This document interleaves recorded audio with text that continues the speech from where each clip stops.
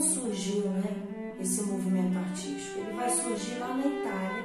A Itália era o centro cultural, era o centro de todas as produções, de manifestações no momento na Europa. No Renascimento, a gente vai perceber também um resgate muito grande da cultura clássica da Grécia Antiga, né, que a gente fala que é a cultura greco-romana, tanto na arquitetura como na escultura. Aquele ideal de perfeição, de beleza, de proporção, de equilíbrio, nós vamos ver já já como que isso se manifestou. Começando com a arquitetura, a gente pode perceber na imagem que eles vão priorizar a horizontalidade e a simetria, ou seja, a Idade Média ela privilegiava a verticalidade, já o Renascimento vai trabalhar com a horizontalidade. Em contrapartida, a Idade Média também já usava algumas ideias de simetria, mas elas vão ser intensificamente usadas no Renascimento para estabelecer equilíbrio e proporção nas construções. Destaque para o nosso amigo Filippo Brunelleschi, um grande arquiteto renascentista da época. Na escultura, a gente também percebe a ideia de simetria para trazer equilíbrio e proporção. A escultura ela vai tomar dimensões reais, né? Ou seja, figuras humanas no tamanho exatamente de que as pessoas eram na época. Você vai ter a valorização de figuras bíblicas e personalidades marcantes da época, como reis, heróis de guerra, né, de batalhas.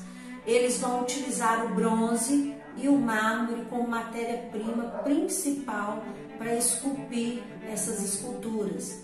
E aí você tem destaque para o Michelangelo, que foi um grande escultor renascentista, e Donatello, que trabalhou muito no bronze. Aí na imagem vocês podem observar Davi, né, retratado por Michelangelo, e perfeito, extremamente detalhista. Os artistas renascentistas nessa época, eles tinham domínio da anatomia humana, da botânica, né? Eles tinham estudo de zootecnia, eles tinham domínio também das ciências da arquitetura. Enfim, os artistas eles eram extremamente estudiosos, né? E por isso eles demandavam assim muito critério e muita excelência no trabalho que eles faziam. A pintura não vai ser muito diferente, muitas mudanças vão ocorrer.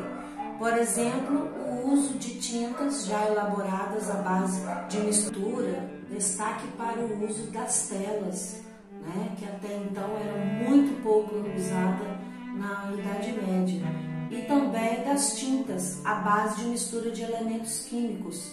Haja vista que desde a pré-história os homens utilizavam pigmentos naturais. Outra coisa que a gente vai ver no Renascimento é o uso de temas não religiosos, já que esses temas eram predominantes na Idade Média. Você vai ver o uso de cenas mitológicas, resgatando a cultura greco-romana. Você vai ver retratos e autorretratos.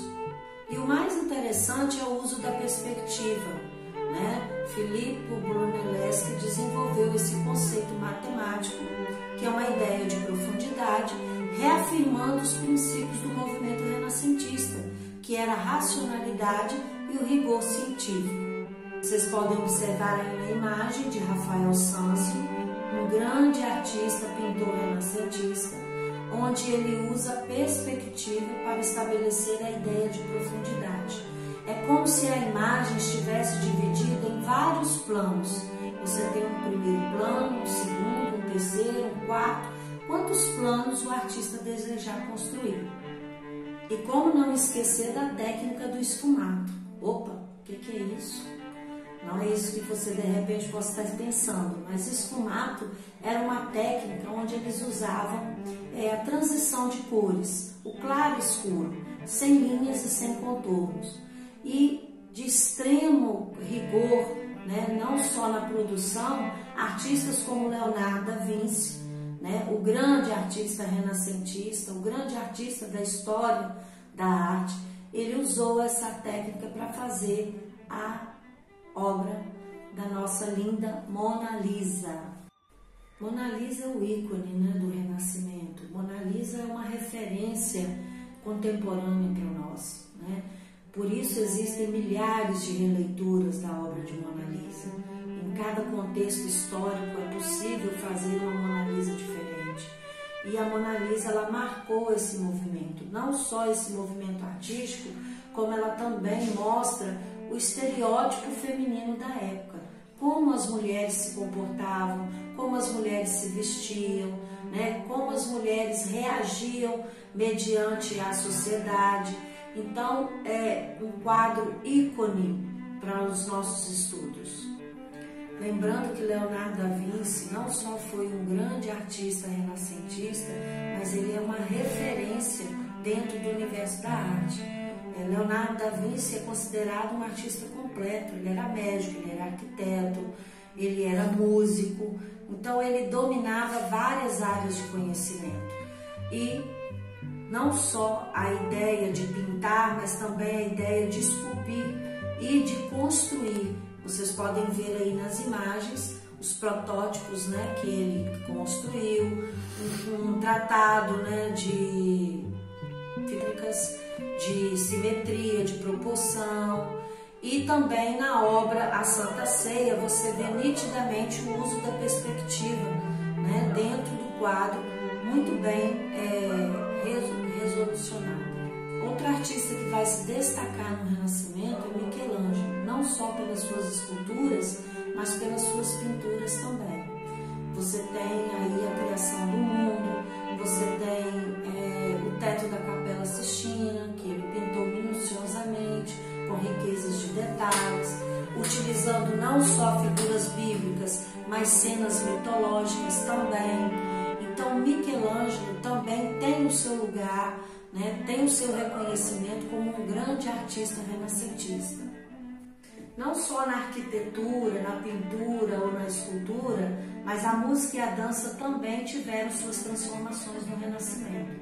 Por exemplo, a música religiosa, que era basicamente na Idade Média identificada pelo canto gregoriano, agora ela passa a ser uma música sacra e começam a surgir os corais. Já a música profana, como eles diziam na época, ela estabelece os bailes de máscaras, onde as pessoas podiam dançar e se fantasiar com máscaras luxuosas, maravilhosas e com instrumentos à base de sopro e de corda, como o alaúde, a flauta e as violas.